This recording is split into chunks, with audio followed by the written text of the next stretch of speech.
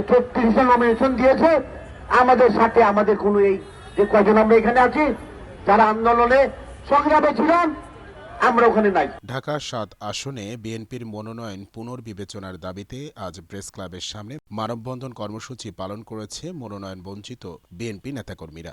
আজকে এলাকাবাসী সহ হাজার হাজার আমাদের নেতাকর্মী, তখন আমার বিজয় পার্টির সেন্টার কমিশনার আসলো, আইসা বললো যে আমরা এই প্রার্থীকে মানি না, এইখান থেকে আপনাদের এখান থেকে একজনকে দিতে হবে। কর্মসূচিতে উপস্থিত ছিলেন কেন্দ্রীয় নির্বাহী কমিটির সহ যুব বিষয়ক সম্পাদক, দক্ষিণ বিএনপির যুগ্ম আহ্বায়ক আলহাজ মোশাররফ হোসেন খোকন, যুগ্ম আহ্বায়ক হাজী মনির হোসেন চেয়ারম্যান এবং কেন্দ্রীয় যুব দলের সাবেক সাংগঠনিক সম্পাদক ইসাক সরকার।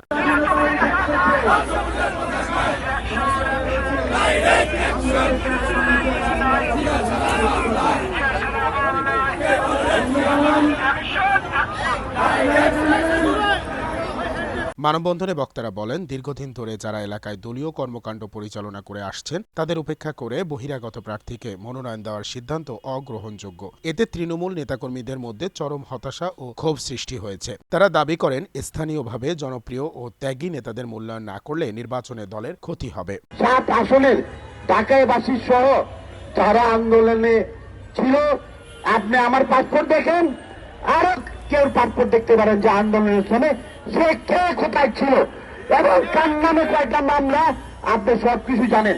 আমার 2 ছেলের নামে 12টি মামলা, আমার নামে মামলা, হামলা 200-এর অধিক মামলা, এবং আমি আজকে 15 দিন আগে সেই জায়গায় শেখ হাসিনার একটি মিথ্যা বানোয়াট মামলা 3 বছর 3 মাস আমাকে জেল দিয়েছিল।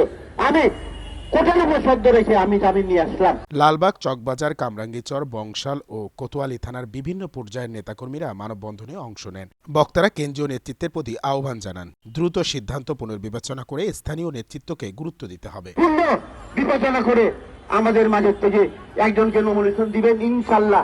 এটা দানের শীত, ইনশাল্লাহ এটাই কাজ হবে, এটাই যুদ্ধ হবে ইনশাল্লাহ।